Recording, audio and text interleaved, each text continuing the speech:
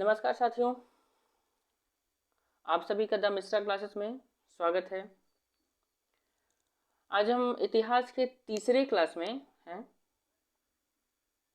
और इसमें हम आर्यों की उत्पत्ति को पढ़ेंगे, उसको जानेंगे। जेपीएससी पेपर 3 इतिहास और भूगोल जो है उससे संबंधित यह टॉपिक है। आप लोगों में से जितने भी 11th जेपीएससी का तैयारी कर रहे हैं या ऐसे विद्यार्थियों को आप जानते हैं तो कृपया इस वीडियो का लिंक, ये चैनल का लिंक उनसे शेयर करें ताकि उन्हें पढ़ाई में और भी मदद मिल सके, आसानी से पढ़ाई हो सके। इस चैनल पे जेपीएससी के सारे टॉपिक्स को कवर किए जाएंगे। अभी खोरठा और इतिहास का क्लास चल रहा है इसमें, तो ज़्यादा से ज़्यादा लोगों तक शेयर करें।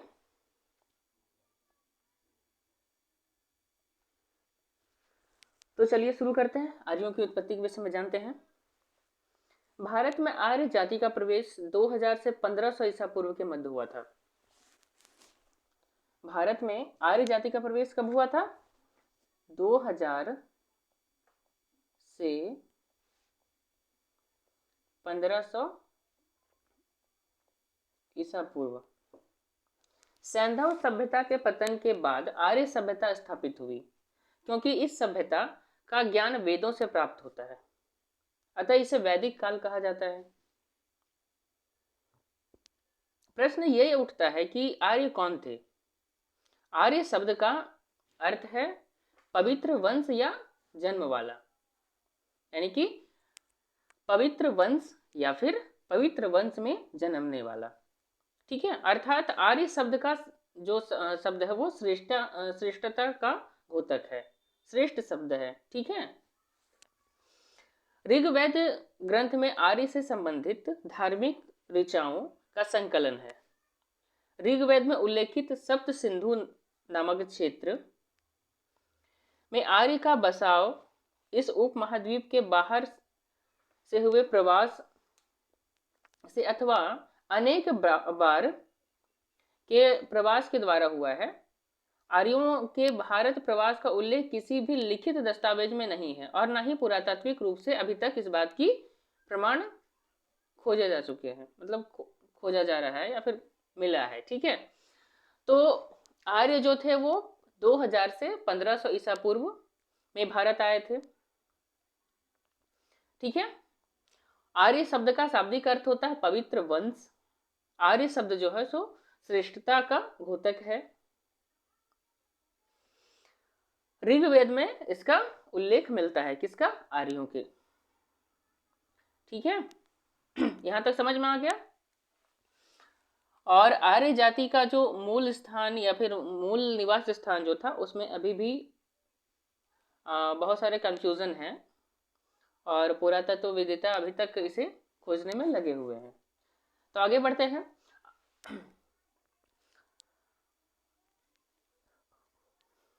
आर्यों की उत्पत्ति एवं उनके मूल निवास स्थान के विषय में विद्वानों में मतभेद है। कुछ विद्वान उन्हें विदेशी और कुछ विद्वान भारत के मूल निवासी मानते हैं।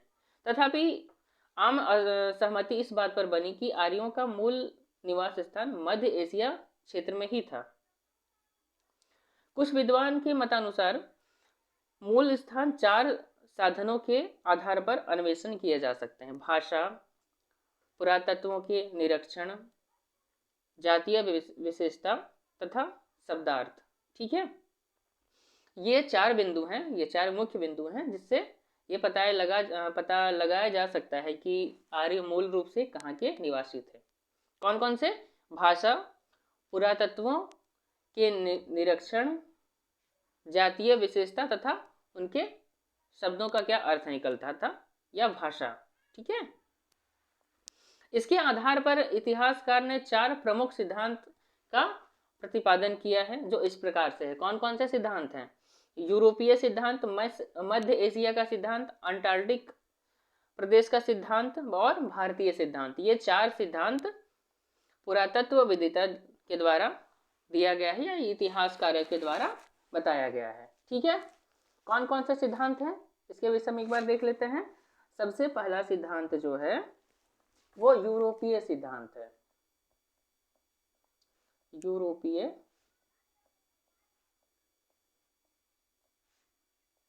सिद्धांत, ठीक है। दूसरा जो आता है मध्य एशिया सिद्धांत। मध्य एशिया सिद्धांत। तीसरा आता है आर्कटिक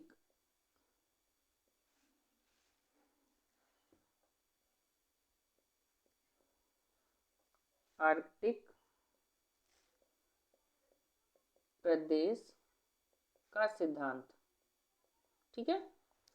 चौथा आता है भारतीय सिद्धांत।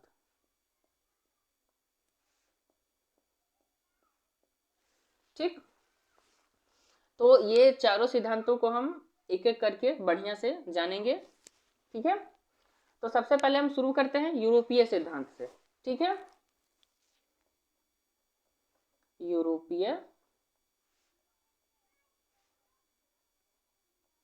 सिद्धांत। तो इस पक्ष में विद्वान यह मानते हैं कि आर्य यूरोप के किसी देश से भारत में आए थे। इस अनुमान का मुख्य आधार एशिया माइनर के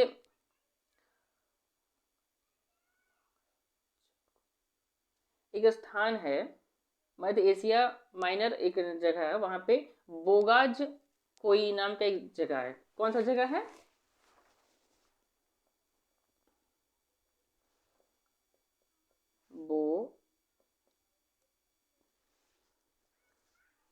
बोगाज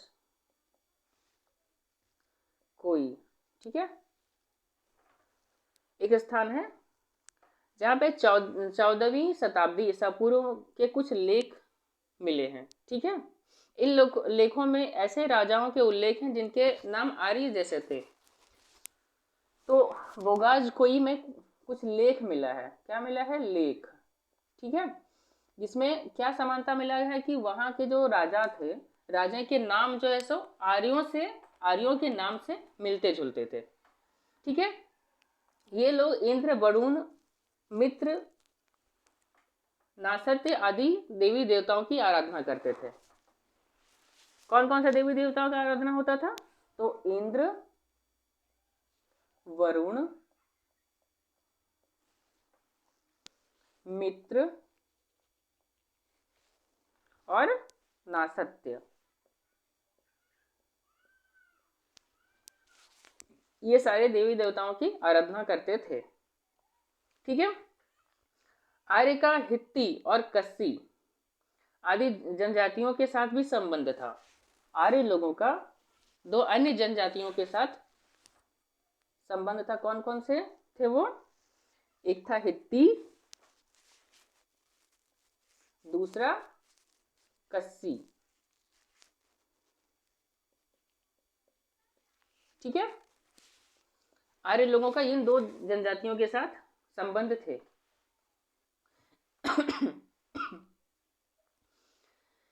भारत आने से पूर्व आर्य इन स्थानों पर घूमते फिरते थे।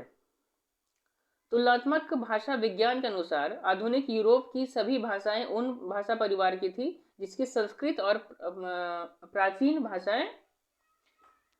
प्राचीन ईरानी भाषा थी, ठीक है। तुलनात्मक विज्ञान के अनुसार आधुनिक यूरोप की सभी भाषाएं उसी परिवार की थी जिसकी संस्कृत और प्राचीन ईरानी भाषा थी। भाषा परिवार जब हम हिंदी व्याकरण आपको पढ़ाएंगे उसमें और भी अच्छा से पता चलेगा। तो यहां तक समझ में आ गया? प्रॉब्लम होगा तो पूछिएगा। इस सिद्धांत का प्रतिपादन सर्वप्रथम विलियम जोन्स ने किया था। उसके अनुसार पितृ, मातृ जैसे शब्द यूरोपीय भाषाओं के शब्द से मिलते जुलते हैं। भाषा के आधार पर अनेक विद्वानों ने आर्यों को मूलतः यूरोपीय माना है, लेकिन आलोचकों के अनुसार भाषा का साक्ष्य केवल इसलिए नहीं हो सकता कि उसके भाषा भाषी एक ही जाति के हों। किसी एक ही स्थान पर दो विभिन्न जातियां रह सकती है, जिससे भाषा संबंधी सहमय हो सकता है। ऐसा दूसरे ऐसा भी संभव हो सकता है कि शक्तिशाली भाषाओं का प्रभाव दूसरे भाषाओं पर भी पड़ सकता है यदि दोनों में आपसी संबंध है तो विलियम जोन्स जो थे उनका कहना है कि यूरोपीय भाषा कि जो बहुत सारी शब्द हैं जैसे पितृ मातृ ये सब भाषा जो है आर्य परिवार की भाषाएं से या फिर आर्यों की भाषा से मिलती जुलती है। ठीक है, लेकिन कुछ आलोचकों का कहना है कि भाषा को एकमात्र आधार नहीं माना जा सकता। क्यों नहीं माना जा सकता? क्योंकि ऐसा भी संभव हो सकता है कि दो अलग अलग जनजाति के लोग एक जगह निवास करते हों और एक दूसरे से बोलचाल की भाषा का प्रयोग करते करते ऐसा होता है कि दूसरे जनजाति का भाषा हम अपना लेते हैं या फिर हम सीख जाते हैं या फिर मेरे भाषा को कोई दूसरे जनजाति सीख लेते हैं। ठीक है, उसके बाद दूसरा देखते हैं हंगरी का मैदान। डीपी गाइल्स के अनुसार इन भाषाओं को बोलने वाले बहुत दिनों तक एक क्षेत्र में रहते होंगे। इन भाषाओं के अध्ययन से यह बात स्पष्ट है कि आर्य लोग कृषि करके अन्न उत्पन्न करते थे और गाय घोड़े तथा बैल पालते थे। ये सब चीजें यूरोप में स्थित हंगरी के मैदान में पाई गई है। ठीक है, अतः यह क्षेत्र आर्यों का आदि देश था। यहीं से आर्य लोग अन्य देशों में गए थे। सर्वप्रथम वे एशिया माइनर पहुंचे और वहां से ईरान पहुंचे। प्रसिद्ध विद्वान जो थे, एक प्रसिद्ध विद्वान हुए गाइल्स, पी गाइल्स इनका नाम था। पी गाइल्स के अनुसार वैदिक साहित्य में वर्णित पेड़ पौधे पशु पक्षी आदि सभी भारत में नहीं मिलते हैं। बहुत सारे ऐसे पेड़ पौधे पशु पक्षियों का वर्णन हमारे वेदों में है जो भारत में नहीं मिलते हैं। अतः आर्य किसी ऐसी जगह से आए थे जहाँ के लोग इन सभी वस्तुओं और पशुओं का ज्ञान रखते थे।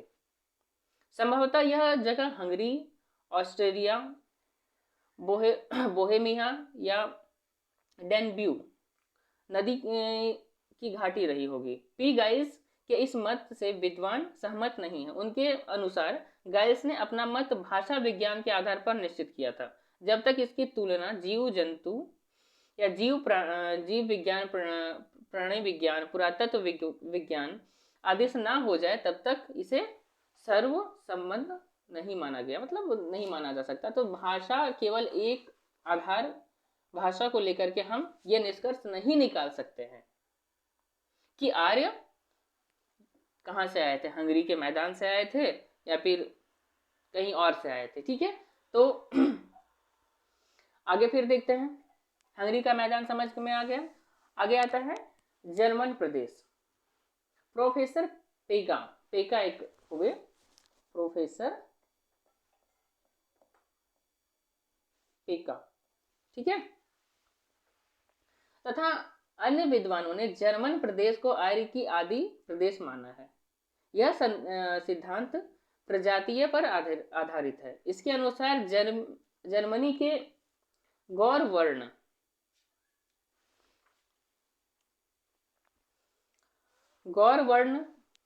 जो भूरे बाल आदि के जातीय लक्षण प्राचीन आर्यों से बिल्कुल मिलते जुलते हैं।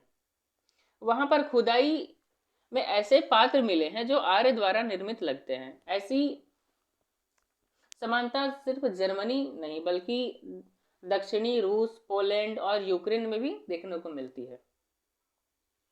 ठीक है, आगे बढ़ते हैं। तो हम लोग अभी तक कौन सा यूरोपीय सिद्धांत के विषय में बात कर रहे थे। यूरोपीय सिद्धांत क्या कहता है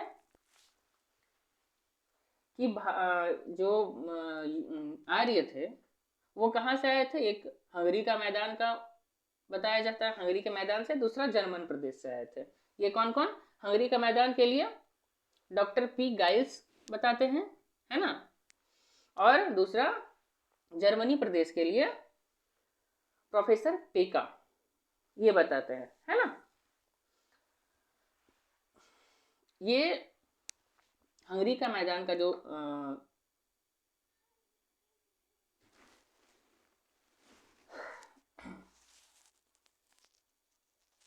हंगरी के मैदान के विषय में जो तर्क दिए गए हैं कि वहाँ से आर्य भारत आए थे या फिर वहाँ के मूल निवासी थे, उसके पीछे क्या तर्क दिया गया है कि वहाँ के जनजातियों के साथ, यानी कि वहाँ की जो भाषा थी आर्यों की भाषा के साथ मिलती जुलती थी, तो भाषा आधार नहीं हो सकती है। ठीक है, ये आपको बढ़िया से हम समझा चुके हैं। उसी प्रकार से प्रोफेसर पेगा क्या कहते हैं कि वहाँ में जो खुदाई हुआ है जर्मनी में, वहाँ पे भूरे बाल आदि जनजातियों के लक्षण पाए गए हैं जो आमतौर पर आर्यों से मिलते जुलते थे।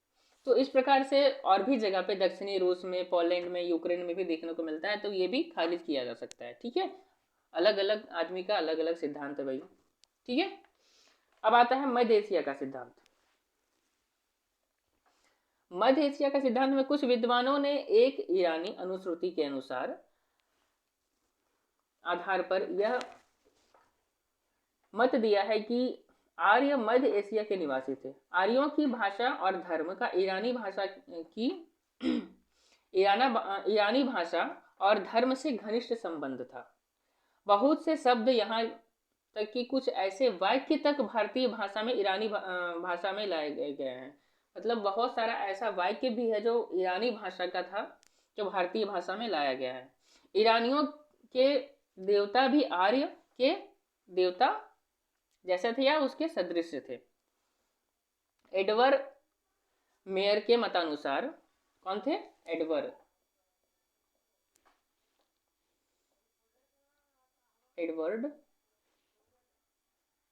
मेयर। एडवर्ड मेयर के मतानुसार पामीर प्रदेश आर्य की या फिर आर्य का आदि देश था। ठीक है, पामीर प्रदेश, यानी कि एडवर्ड मेयर क्या कहते हैं कि पामीर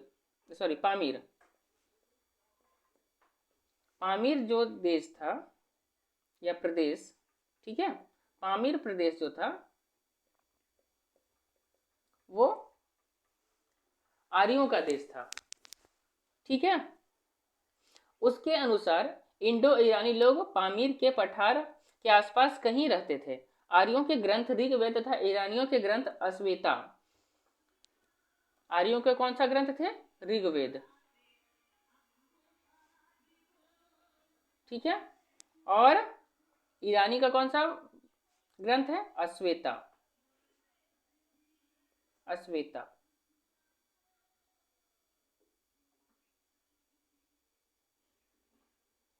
ठीक है, तो ये दोनों ग्रंथों में बहुत सारी वस्तुओं का एक समान उल्लेख किया है, जैसे कि घोड़ा, प्राचीन गांव, नाव, खेने की जो चीज होती है ना, वो, तथा कई वृक्षों का वर्णन है। वृक्षों में पीपल प्रमुख है। ऐसी भूमि पामीर प्रदेश में ही है क्योंकि यहाँ ये सारी वस्तुएं पाई जाती है। रिकॉर्ड ने कहा कि आर्य का मूल स्थान मध्य एशिया ही था। एक विद्वान हुए रिकॉर्ड। ठीक है, इन्होंने क्या कहा कि आर्य का जो मूल स्थान था वो मध्य एशिया ही था। उसने कहा कि प्रारंभ में आर्य बैक्टीरिया और उसके निकटवर्ती भूभाग में निवास करते थे। कौन सी जगह पे?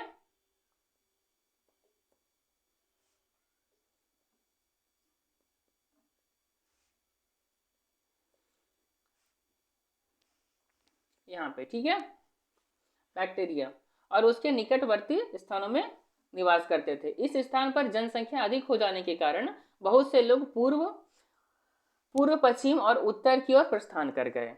प्रसिद्ध जर्मन विद्वान प्रोफेसर मैक्स मूलर के अनुसार आर्य जाति और उसकी सभ्यता का ज्ञान हमें वेदों और अश्वेता से ही मिलती है। इसके अनुसार भारतीय तथा ईरानी आर्य एक लंबे समय तक साथ साथ रहे, अतः इसका आदि देश भारत और ईरान के समवर्ती था। ठीक है, एक विद्वान हुए मैक्स मूलर।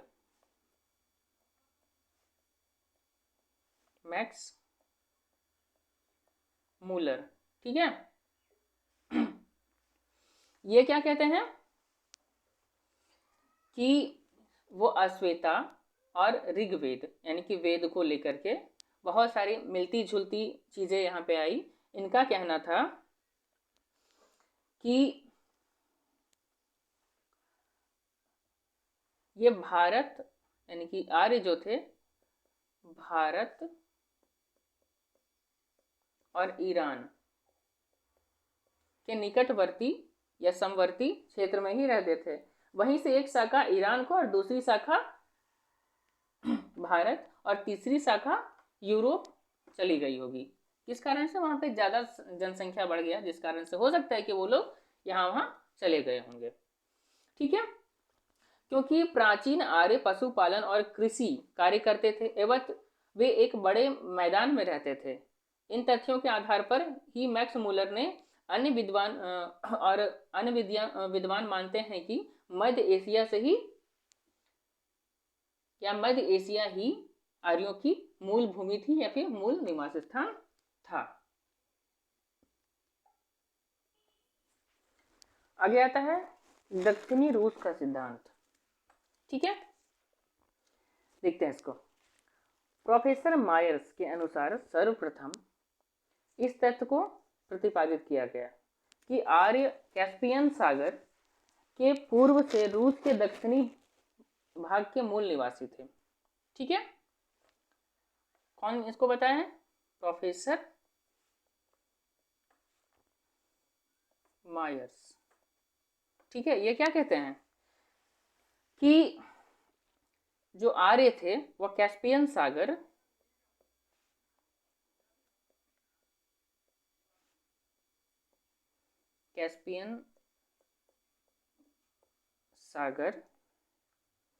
के पूर्व में दक्षिणी रूस कि रूस के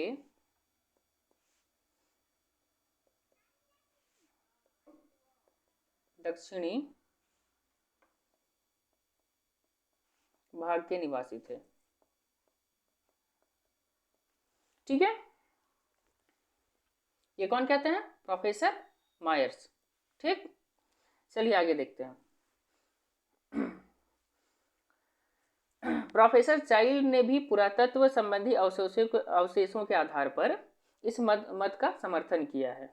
चाइल्ड भी उनके मत को समर्थन देते हैं। किनके? प्रोफेसर मायर्स के। क्या मत था उनका? कैस्पियन सागर के पूर्व रूस के दक्षिणी भाग के मूल निवासी थे। कौन? आर्य। ठीक है, अनेक आधुनिक यूरोपियन विद्वान भी अब इस मत को मानते हैं या फिर सहमत हो गए हैं इसमें। इस क्षेत्र में एक प्राचीन सभ्यता के अनेक अवशेष मिले हैं जो लगभग ईसा से लगभग 30 सहस्त्राब्दी, सहस्त्र मतलब 100 कहते हैं ना, यानी कि 300 ईसा पूर्व के माने जाते हैं। ठीक है, इस सभ्यता के लोग पशुपालक दशा से ऊपर उठकर कृषि कार्य करने लगे थे। बस्तियां भी स्थिर हो गई थी। औजार बनाने के लिए पत्थर के अतिरिक्त धातु का उपयोग भी करते थे। सोना और चांदी से भी परिचित थे। ये लोग भेड़, बकरी, गाय, घोड़े आदि पशुओं का पालन करते थे। उनमें राजनीतिक संगठन का विकास हुआ। मुख्य कार्यकर्ता या सरदार अन्य ग्रामीणों की अपेक्षा अधिक वैभव का जीवन व्यतीत करता था। वे लोग मृतकों को दफनाते थे, उनके ऊपर समाधियां बनाते थे। ठीक है, प्रोफेसर चाइल्ड एवं अन्य विद्वानों का मत है कि कैस्पियन सागर के पूर्व में दक्षिणी रूस प्रदेश के विविध स्थानों में पाई गई अनेक समाधियां आर्य लोगों की ही है, क्योंकि प्राचीन काल में आर्य लोग यहाँ रहते थे और बाद में अन्य स्थानों में चले गए, लेकिन इस सिद्धांत को पूरी तरह से मान्यता नहीं दी गई है। ठीक है, अब आते हैं हम लोग अंटार्कटिक प्रदेश सिद्धांत के विषय में। आर्कटिक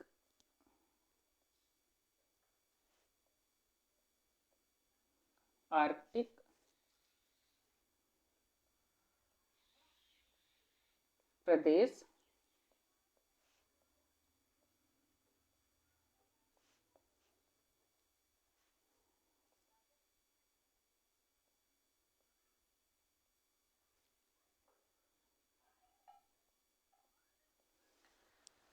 देखते हैं इसमें क्या है।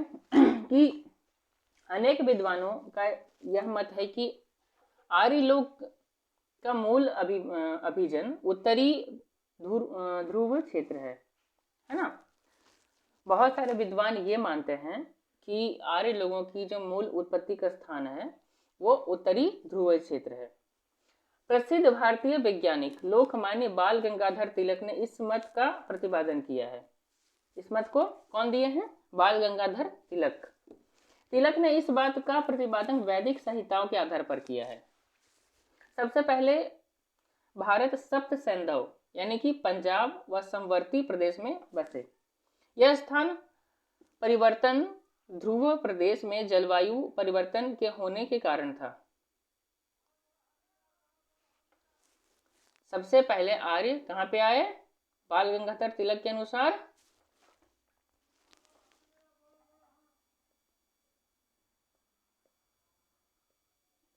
पंजाब व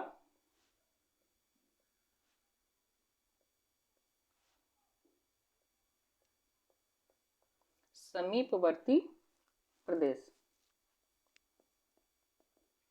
ठीक है, पंजाब और उसके आसपास के देशों में या फिर आसपास के स्थानों में आकर बसे। ये कारण, ये स्थान परिवर्तन क्यों हुआ था? क्योंकि वहां की जलवायु में परिवर्तन आई, जिस कारण से ऐसा हुआ। आर्यों में अभी तक उत्तरी ध्रुव के निवास की स्मृतियां विद्यमान थी। ऋग्वेद के अनेक सूक्तों में 6 मास के दिन का वर्णन आता है।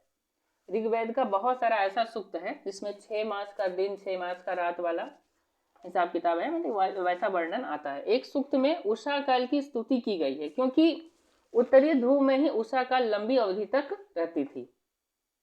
भारत का उषा काल तो छोटा है। महाभारत में सुमेरु पर्वत का वर्णन आता है जहां देव लोग वास करते हैं। यहाँ 1 वर्ष का अहोरात्र होता था। जिस पर्वत पर अहोरात्र होता था वह केवल उत्तरी ध्रुव में ही हो सकता है। अहोरात्र जो होता था, यानी कि देखिए ध्रुवीय प्रदेश में क्या होता है कि 6 महीना लगभग दिन रहता है, 6 महीना रात होता है। ठीक है, तो वही अहोरात्र 1 वर्ष का रात होता था जो केवल उत्तरी या दक्षिणी ध्रुव में ही संभव हो सकता है। ठीक है, ध्रुव प्रदेशों में ही ऐसा संभव हो सकता है। ठीक है, महाभारत में एक पर्वत का उल्लेख किया गया है जिसका नाम है सुमेरु।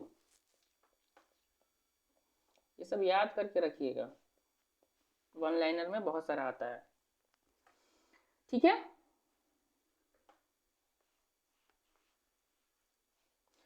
महाभारत के इस वर्णन में उस समय की स्मृतियां सुरक्षित है जब आर्य उत्तरी ध्रुव पर वास करते थे।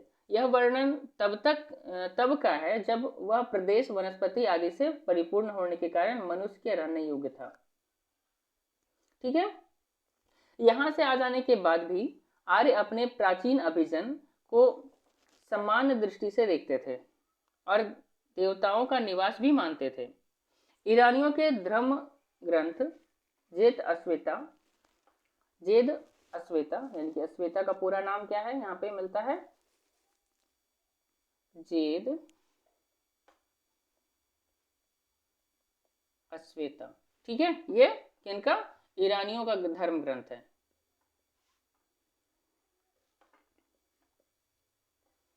ईरानी का धर्म ग्रंथ है। ठीक है, आगे समझ में? उसके अनुसार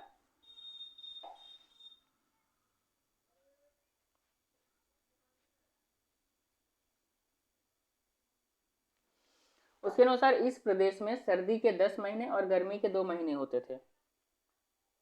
ठीक है, अनेक विद्वानों के मतानुसार उत्तरी ध्रुव के समीप ही उनका वास था, ऐसा कहा जाता है। ठीक है, जेद अश्वेता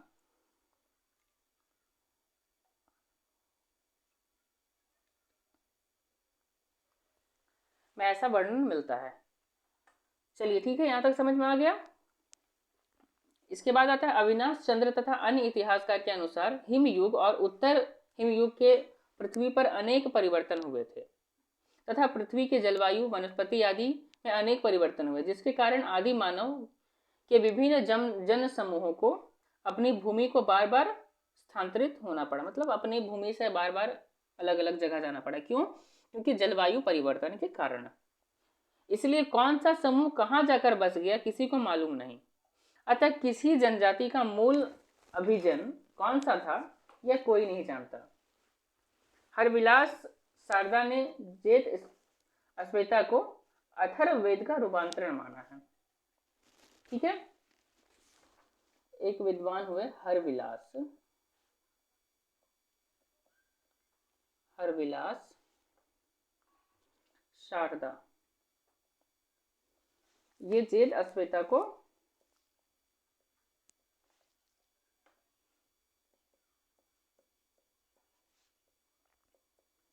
अथर्ववेद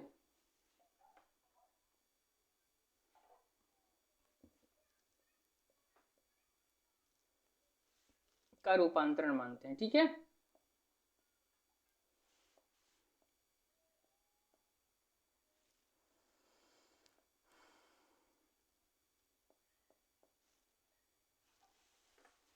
ये मानते हैं। ठीक है, चलिए यहाँ तक हम लोग सब अधिकतर सारा सिद्धांत देख चुके हैं, बचा केवल भारतीय सिद्धांत।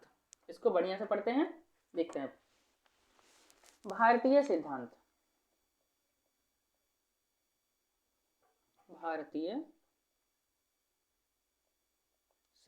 ठीक है। अनेक विद्वानों का यह मत है कि आर्य मूल अभिजन भारत के ही थे, यानी कि मूल निवासी भारत के ही थे। उनके अनुसार वेदों, पुराणों या हिंदुओं के अन्य ग्रंथों में किसी भी स्थान पर आर्यों के को बाहर का या बाहर से आने का वर्णन नहीं मिलता। यह भी असंभव लगता है कि आर्य अपना मूल स्थान बिल्कुल भूल गए। ठीक है, यानी कि कोई भी धर्म ग्रंथ में, यानी कि हिंदू धर्म ग्रंथों में आर्यों को किसी दूसरे स्थान से आए हुए बताए नहीं गया है, ऐसा कुछ नहीं बताया गया है इसमें। ठीक है, और ऐसा संभव भी नहीं है कि आर्य अपना मूल स्थान पूर्णतः भूल गए होंगे, जबकि पुराने मिस्र वासियों तथा पारसियों को अपना आदि देश याद रहा है ना। ऐसा तो बात था नहीं कि बाकी जो मिस्र वासी थे या फिर पारसी लोग जो थे, क्रिश्चियन समुदाय के जो लोग हैं, उनको अपना मूल देश याद रहा, बाकी आर्य लोग भूल गए। ऐसा तो हो नहीं सकता है ना। दूसरा तर्क यह है कि जिन आर्यों ने ऋग्वेद को रचा वे पंजाब और कश्मीर के निवासी थे, लेकिन ऋग्वेद में चावल, नमक, बाघ, हस्त आदि का वर्णन नहीं है। ठीक है, आदि आर्यों का मूल स्थान पंजाब होता तो ऋग्वेद में इसका वर्णन अवश्य होता, लेकिन यह उक्त भी मतलब ये जो बात है वो निरर्थक है, क्योंकि यदि यहाँ के निवासी होते तो चावल, नमक, बाघ ये सब का वर्णन जरूर वेदों में मिलता, ऋग्वेद में। ठीक है, यदि ऋग्वेद में इन वस्तुओं का वर्णन नहीं है तो ऐसा भी नहीं हो सकता कि आर्य इनसे अपरिचित थे। ऐसा भी नहीं हो सकता है कि आर्य इनको नहीं जानते थे। आर्यों के सबसे पुराने ग्रंथ वेद, ब्राह्मण और संहिता आदि हैं। इनके जो सबसे पुराने ग्रंथ वेद है क्या है? ब्राह्मण और संहिता, ये सब हैं। यदि आर्यों का मूल स्थान भारत से बाहर है तो यह साहित्य भारत में ही क्यों पाया जाता है?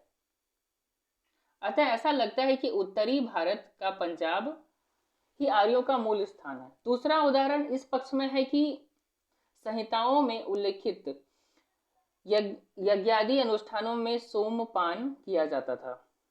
सोम उत्तरी पंजाब की मजबूत पहाड़ियों पर उपलब्ध होता था। ठीक है, सोम कहाँ मिलता था? उत्तरी पंजाब की मजबूत जो पहाड़ी सब होता था वहां मिलता था। अतः स्पष्ट है कि यदि यज्ञादि का विकास जो हुआ, यानी कि यज्ञ करने का प्रथा जो चला, यह पंजाब प्रांत में ही हुआ होगा। अविनाश चंद्र दास का कथन है कि ऋग्वेद की रचना जिस सप्त सिंधु प्रदेश में हुई वह भारत का प्राचीन भाग था, जो पूर्व, पश्चिम और दक्षिण में समुद्रों से घिरा हुआ था। यह क्षेत्र गंगा यमुना की घाटी, राजपूत और अनेक राज्यों में फैले हुए थे। इन समुद्रों के दक्षिण में भारत एक विशाल महाद्वीप के रूप में फैला हुआ था। इन समुद्रों के दक्षिण में भारत एक विशाल महाद्वीप के रूप में फैला हुआ था। ठीक है, पूर्वी अफ्रीका, बर्मा और ऑस्ट्रेलिया तक फैला हुआ था। ऑस्ट्रेलिया तक फैला हुआ था कौन? भारत। सप्त सैंधव प्रदेश के उत्तर में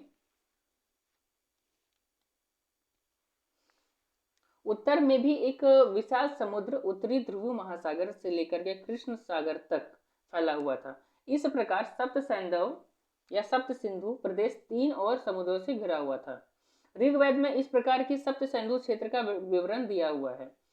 अनादिकाल से आर्य सप्त सिंधु क्षेत्र में रहते आए हैं। ऋग्वेद में दक्षिण पांचाल, मगध, विदेह आदि का उल्लेख नहीं है, क्योंकि इस काल में राजपुताने की मरुभूमि पांचाल, विदेह और मगध के स्थान पर एक विशाल समुद्र फैला हुआ था। ठीक है, कोई प्रॉब्लम नहीं है, समझने में दिक्कत होगा तो कमेंट कर लीजिएगा। भाषा को लेकर भी विद्वान यह मत देते हैं कि आर्यों की भाषा मूल शब्दों में बड़ी संख्या के संस्कृत से संबंधित है। आर्यों की जो मूल भाषा थी वो संस्कृत से थी। ठीक है, उनके जो शब्द हैं वो संस्कृत से संबंधित है। यहाँ तक कि संस्कृत परिवार की भाषाओं में भी ये शब्द विद्वान है। यद्यपि यहाँ पर हजारों वर्षों तक विभिन्न प्रजातियां निवास करती थी, अतः यदि वैदिक भाषा ही आर्यों की भाषा थी तो यूरोपीय भाषा का विकास भारत होकर जाने वाली आर्य और यूरोप से अनार्य आदिवासी के संपर्क से हुआ था। ठीक है, आर्य यहाँ तक कि लाटविया और एस्टोनिया यानी कि बाल्टिक तट जिसको कहते हैं कि प्राचीन महाकाव्यों में भी इस बात का उल्लेख मिलता है कि इन देशों में भारतीय उस समय पहुंचे जब असुर और देवता यानी अनार्य और आर्य साथ साथ रहते थे, और आर्यजन यहाँ से यूरोप के अन्य स्थानों पर भी पहुंच गए होंगे। इस सिद्धांत की भी मान्यता सिद्ध नहीं हो सकती। विद्वान यह मानते हैं कि यदि आर्य भारत के मूल निवासी हैं तो उन्हें पूरे भारत का आर्यीकरण क्यों नहीं किया, क्योंकि संपूर्ण दक्षिण भारत और कुछ उत्तर भारत के भाग ही अनार्य हैं। दूसरे सिंधु सभ्यता जो कि आर्य से पूर्व की सभ्यता है, यदि अनार्य है तो भारत आर्यों का देश नहीं हो सकता। कुछ विद्वानों ने दजला और फरात, यूफ्रेटस और टिग्रिस, ये दो नदी घाटी हैं। यूफ्रेटस हम लिख देते हैं यहाँ पे, यूफ्रेटस,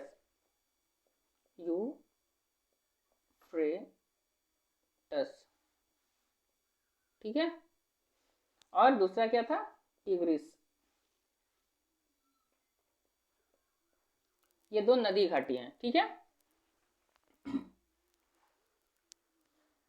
तो नदी की घाटियों में विद्वान सुमेरियन सभ्यता को ही आर्य सभ्यता माना, कुछ विद्वान। ठीक है, प्रोफेसर वाडेल के मतानुसार सुमेर के भवनावशेषों में मिली विविध मोहरें पर जिन पर राजाओं के नाम उत्कीर्ण हैं वे भारतीय पौराणिक राजाओं के नाम से सदृढ़ हैं।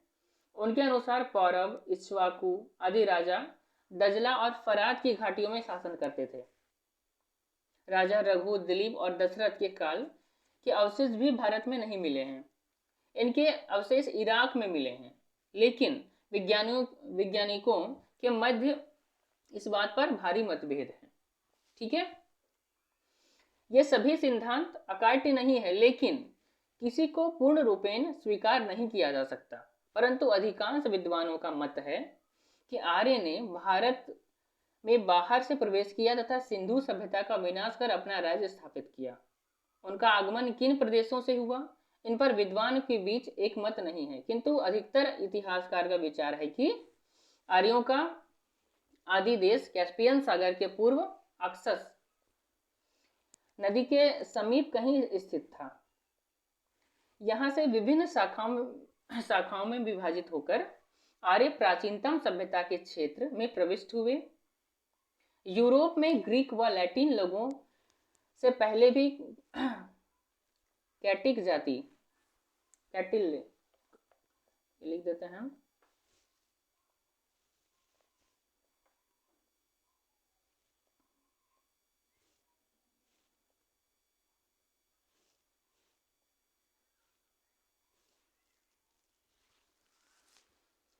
कैटिक जाति के समूह में आर्य जाति की एक धारा प्रवेश हुई थी।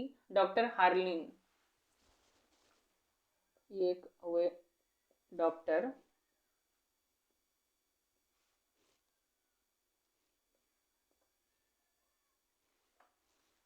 हर्निल जो कह सकते हैं, है ना, वो भी।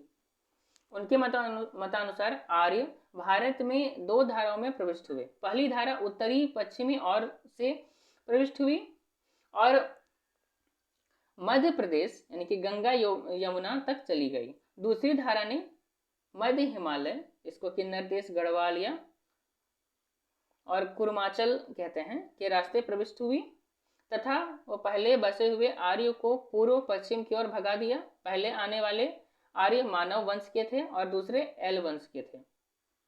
ठीक है। भारत में आर्य प्रवेश चाहे कितनी भी धाराओं से में किया हो, लेकिन अधिकतर विद्वान इस मत को मानते हैं कि आर्य मूल अभिजन कैस्पियन सागर के पूर्व में वक्षु अक्सास नदी के किसी क्षेत्र में था। ठीक है। यहाँ से विभिन्न शाखाओं में विभाजित होकर के आर्य अन्य स्थानों में फैले। एक शाखा ईरान पहुंची, दूसरी शाखा भारत में प्रविष्ट हुई। सर्वप्रथम अफगानिस्तान और पंजाब के प्रदेशों में इनकी सभ्यता का विकास हुआ। यहाँ के मूल द्रविड़ निवासियों को निष्कासित कर आर्यों ने अपना प्रभुत्व स्थापित किया। ठीक है। यहाँ तक समझ में आ गया? प्रॉब्लम होगा तो पूछ लीजिएगा। ठीक है। अब कुछ महत्वपूर्ण बिंदु हैं, ये सब देख लेते हैं, है ना, कि आर्य को भारतीय सभ्यता व संस्कृति का संस्थापक माना जाता है। आर्य शब्द का मुख्य अरि से निकला है, जिसका अर्थ है विदेशी होता है। ठीक है। आर्य शब्द मुख्यतः अरि से निकला हुआ है, जिसका अर्थ विदेशी होता है। बाल गंगाधर तिलक ने आर्यों का स्थान अल्टार्कटिक प्रदेश माना है। आर्य शब्द संस्कृत भाषा का शब्द है, जिसका अर्थ श्रेष्ठ या उत्तम माना जाता है। भारत में आर्यों की जानकारी का स्रोत ऋग्वेद है। प्रोफेसर मैक्स मूलर का मानना है कि आर्य मूलतः मध्य एशिया से भारत आए थे। ये सब पॉइंट सब जो याद कर लीजिएगा। चलिए, और भी आर्यों के मूल स्थल क्या क्या थे एक बार फिर से हम देख लेते हैं, कौन कौन क्या क्या बोला है। मैक्स मूलर क्या बोले हैं? मध्य एशिया। डॉक्टर अविनाश चंद्र तथा संपूर्णानंद जो है वो उनका कहना है कि सप्त सैंधव क्षेत्र था। एल.डी. कल्लाई के नाम के व्यक्ति हुए जो कश्मीर व हिमालय देश बताते हैं। डी.एस. त्रिवेदी जो देविका प्रदेश या कि अभी का मुल्तान जिसको कहते हैं उसे कहते हैं। मेयर कील ऑर्डन वर्ग जो हैं वो पामीर का पठार बताते हैं। पेका और हर्ट जो है सो जर्मनी बताते हैं। स्वामी दयानंद जो है सो वो तिब्बत बताते हैं।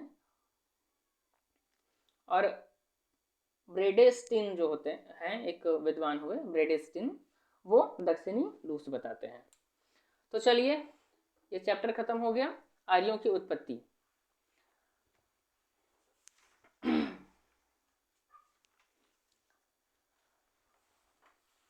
आगे का जो चैप्टर होगा हमारा वैदिक साहित्य की प्राचीनता और स्तरीकरण के विषय में हम जानेंगे। तो आज के लिए इतना ही काफ़ी है। मिलते हैं नेक्स्ट वीडियो में। Thank you.